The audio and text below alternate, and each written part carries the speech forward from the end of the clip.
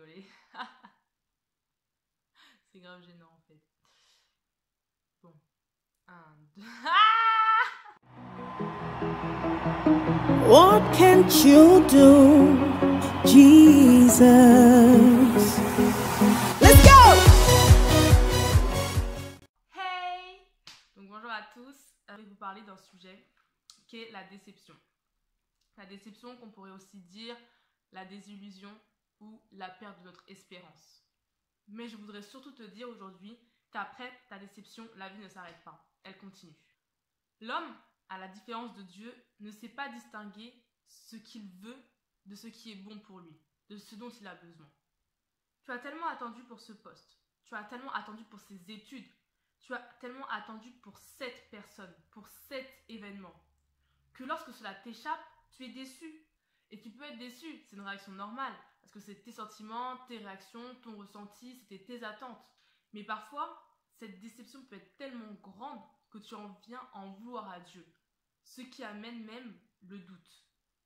Tu te dis, mais si Dieu est puissant, pourquoi il ne m'a pas guéri? Si Dieu est si puissant, pourquoi il n'a pas touché mon père? Si Dieu est si puissant, pourquoi il ne m'a pas aidé dans mes problèmes familiaux? Tu vas te poser ces questions jusqu'à te dire, mais est-ce que Dieu voit mes souffrances? Est-ce que Dieu m'aime assez pour agir dans ma vie, pour m'aider en fait? Et c'est parce que tu vois ta vie à petite échelle. Tu la vois avec tes yeux et non pas avec les yeux de Dieu. Tu te rappelles ton passé, tu vis ton présent et t'imagines à peu près ton futur. Mais si tu la voyais à l'échelle de Dieu, tu comprendrais.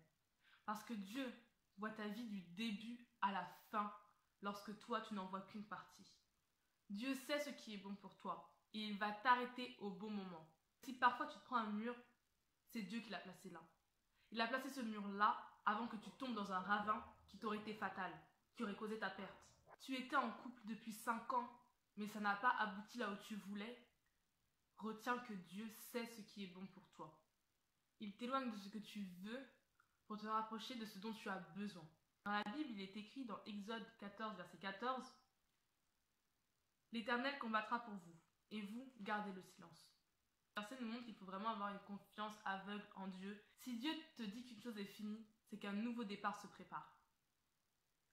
Dieu te prépare déjà cette opportunité qui va tout changer, cette rencontre qui va tout changer, cette promotion qui va tout changer. Dieu te prépare déjà à cette grossesse qui va amener du renouveau.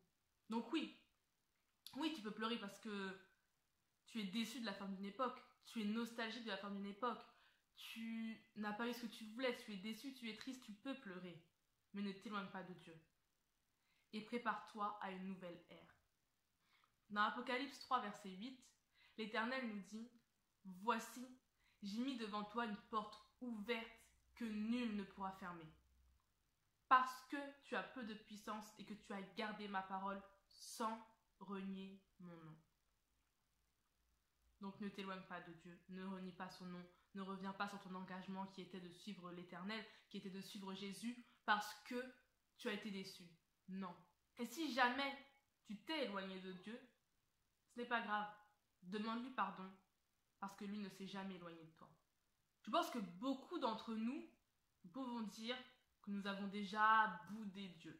Si Dieu permet une situation, il n'a pas à se justifier du pourquoi, du comment il fait les choses. Au point de vue biblique, on peut aussi prendre l'exemple des Israélites. Quand ils ont été délivrés de l'esclavage égyptien, ils se sont retrouvés dans le désert. Ils ont été déçus, ils ont douté du plan de Dieu. Ils ont même commencé à murmurer contre lui. Dieu a même dit à Moïse, « Jusqu'à quand laisseras-tu cette méchante assemblée murmurer contre moi ?» Pourtant, quand ils avaient soif, Dieu les a menés à 12 sources d'eau pure. Quand ils avaient faim, Dieu leur a donné l'écaille et la manne. Mais ils étaient toujours éternellement insatisfaits. Pourquoi? Parce qu'ils s'attendaient à plus. Ils avaient des attentes tellement élevées, ils avaient des espérances, et ils ont eu pour seule réponse une désillusion.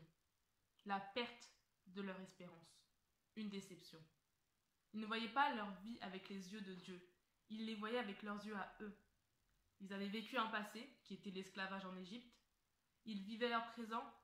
Et ils savaient imaginer Ils avaient imaginé un futur qui n'était pas en train de se passer. Ils avaient imaginé une liberté, être dans un pays formidable, mais ils se retrouvaient dans un désert. Moïse leur a conseillé, ne soyez point rebelles contre l'Éternel. Et je pense que ce conseil que Moïse a donné aux Israélites, au peuple d'Israël, c'est aussi un conseil qu'on peut appliquer dans nos vies. Malgré toutes les déceptions qu'on peut avoir dans nos vies, ne soyons point rebelles contre l'Éternel. Parce que comme j'ai dit plus tôt, Dieu est Dieu. Il n'a pas à se justifier du pourquoi, du comment il fait les choses. Le peuple d'Israël était sous la loi. Ils ont murmuré contre Dieu, Dieu les a punis. On peut lire cette histoire dans Nombre. Mais nous sommes sous la grâce. Nous sommes un peuple sous la grâce.